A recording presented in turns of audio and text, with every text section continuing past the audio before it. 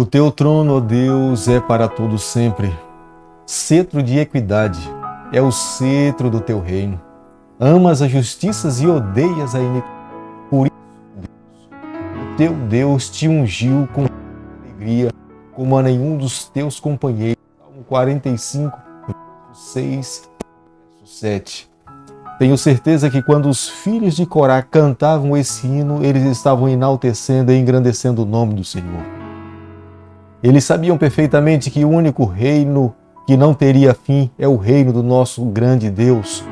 Somente o reino que é soberano, é eterno, é onisciente, é onipotente. Os seus atributos lhe fazem Deus. Era a razão pela qual os filhos de Corá cantavam, e creio que a nação de Israel também cantou, louvando e engrandecendo o nome do Senhor. A cada manhã, quando nós nos levantamos, o nosso coração também descansa na grandeza desse Deus. É a razão pela qual nós acreditamos a cada dia que sairemos para as nossas batalhas, voltaremos para casa, tendo a certeza da vitória, porque nós temos lutado ao lado do nosso Supremo Comandante.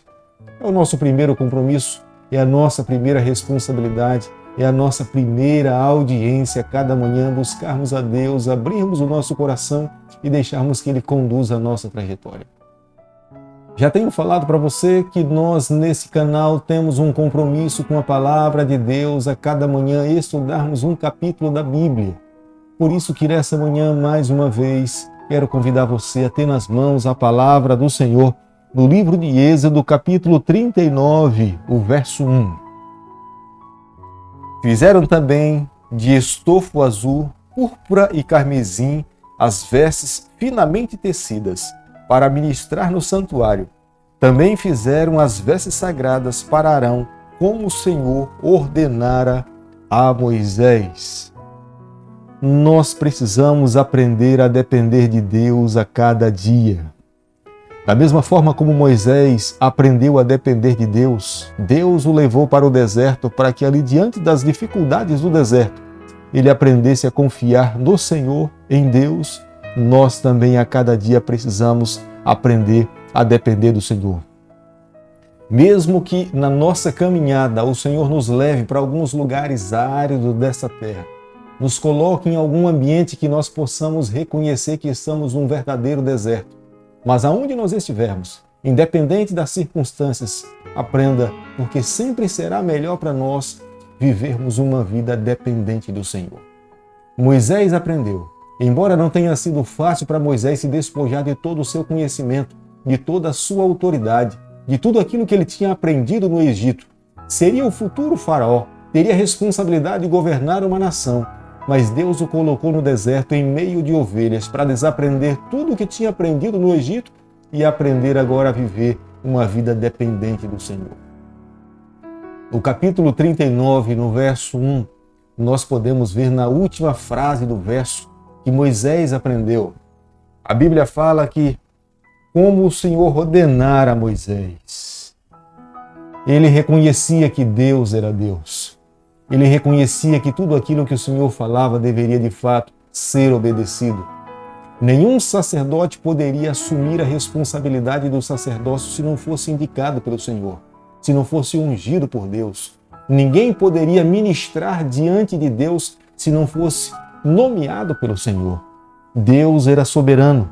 O templo do deserto seria a sua morada. As atividades que aconteceriam dentro do templo apontavam para Jesus Cristo, mas era Deus aquele que elaborava a liturgia do culto e das atividades que deveriam acontecer diariamente, sistematicamente, dentro do santuário. A expressão ordenar ao Senhor nós encontramos cerca de 7 vezes dentro do capítulo 39. Sempre Deus determinando aquilo que Ele esperava que a nação de Israel ou seus líderes pudessem fazer. Êxodo capítulo 39, o verso 14. As 12 pedras deveriam estar na vestimenta do sacerdote, representando cada tribo de Israel. Veja a importância da bênção da primogenitura que Esaú, por algum momento da sua vida, trocou por um prato de lentilha. O sacerdote levaria no peito o nome das 12 tribos, representando que aquela nação pertencia ao Senhor. era um símbolo de propriedade de Deus. Deus estava advogando que aquela nação, que aquele povo, que aquele sistema de sacrifício pertencia a Ele. Ele mesmo moraria no meio do seu povo. Ele estava advogando o direito de ter nas suas mãos o controle e o domínio sobre aquela nação. O sacerdote deveria ministrar diante de Deus, apresentando a Deus o nome das 12 tribos de Israel. Capítulo 39, verso 24, está se referindo a uma fruta chamada romã. É uma fruta muito apreciada nos tempos antigos, no Oriente. O nome dessa fruta era tão especial que muitas cidades levavam o seu nome. Nós podemos ver isso no livro de Josué, capítulo 15, verso 32, a cidade de Rimon. A cidade de Gat-Rimon também era uma outra cidade. Josué, capítulo 19, verso 45. E em Rimon, Neemias, capítulo 11, verso 29. Da romã se fazia um suco saboroso que era apreciado por muitas pessoas do Oriente. As suas sementes serviam como xarope para curar algumas enfermidades que se davam naquele período. Romãs orientais também, elas serviam como ornamentos. As romãs também, elas foram ornamentadas dentro do templo de Salomão. Até na época de Jerusalém, a romã foi usado como sendo o nome da moeda da época. No capítulo 39, no verso 28, o sacerdote deveria usar sobre a sua cabeça uma mitra. Era um tipo de turbante que ele colocava sobre a sua cabeça. Mas em cima do turbante, ele levava a coroa real. Era a representação, a maneira pela qual Deus estava dizendo para a nação de Israel que o estilo de governo israelita era teocrático. Deus falava com o sacerdote e o sacerdote comunicava à nação de Israel o que Deus esperava que o seu povo pudesse fazer.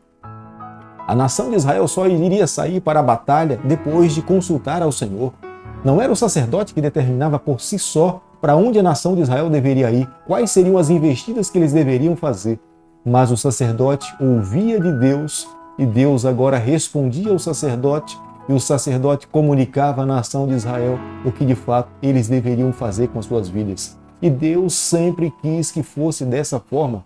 Foi a nação de Israel que optou seguir aos outros povos que estavam aos seus arredores, que possuíam reis que levavam sobre a sua cabeça uma coroa, e eles olhando para esse sistema de governo que pediram para Deus para que eles pudessem ter um rei também. E nós, como conhecemos a palavra do Senhor, o primeiro rei que foi dado por Deus para a nação de Israel, devido ao pedido da nação, foi o rei Saul. E nós sabemos que o governo de Saul foi um terrível desastre porque ele deixou de ouvir o que Deus queria que ele pudesse fazer. No capítulo 39, o verso 32, a palavra de Deus nos afirma que foi encerrada toda a obra do tabernáculo. Nós podemos ver que o nosso Deus é detalhista. Os mínimos detalhes tinham sido terminados. Todas as obras e os utensílios do templo estavam prontas. Seria levantado o tabernáculo e o próprio Deus iria fazer morada naquele ambiente. Ele atenta para os mínimos detalhes. A Bíblia mesmo fala no livro de São Mateus, capítulo 10, o verso 30, que ele sabe o número de cabelo que nós temos em nossa cabeça. O nosso Deus, ele nos vê no particular, ele nos vê de uma forma pessoal. Por isso que nessa manhã, eu e você, nós podemos nos voltar para o Senhor. Nós podemos abrir o nosso coração. Ele sabe das nossas dificuldades, ele sabe das nossas limitações. O que ele espera que cada um de nós possamos fazer é tê-lo como sendo o centro da nossa trajetória. Reconhecendo que ele é soberano, que ele tem poder para resolver todas as nossas questões. Se nós aprendermos a viver uma vida dependente e confiante no Senhor, tenha certeza, ele sempre irá intervir ao seu favor. Como a nação de Israel, nós não podemos em momento algum abrir mão do governo de Deus sobre a nossa vida. Primeiramente, nós precisamos consultar a Ele, permitir que Ele conduza a nossa trajetória. Vivendo dessa forma, nós alcançaremos a vitória. O capítulo 39, o verso 36, a Bíblia fala que depois de terem construído todos os móveis, os utensílios, a toda a tenda, eles trouxeram a Moisés, para que Moisés pudesse fazer a inspeção de tudo aquilo que tinha sido construído. Era mais que justo. porque foi Moisés que recebeu das mãos de Deus todas as orientações. Moisés ouviu do Senhor o que ele queria que pudesse ser construído. Os mínimos detalhes Deus falou a Moisés. Moisés perfeitamente sabia como é que o sacerdote deveria ser vestido, como que o sumo sacerdote deveria se apresentar diante de Deus, como que a tenda deveria ser construída, como que cada móvel, o material, a madeira e o metal que deveria ser colocado sobre ele, até a própria liturgia, quantos sacrifícios que deveriam ser oferecidos a Deus, foi Moisés que ouviu.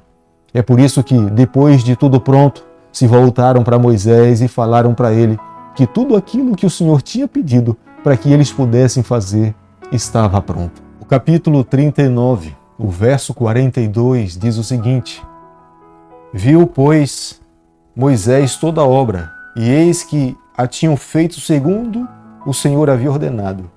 Assim a fizeram, e Moisés os abençoou. Tudo aquilo que o Senhor pediu para que pudesse ser feito, a nação de Israel fez. Moisés foi o supervisor.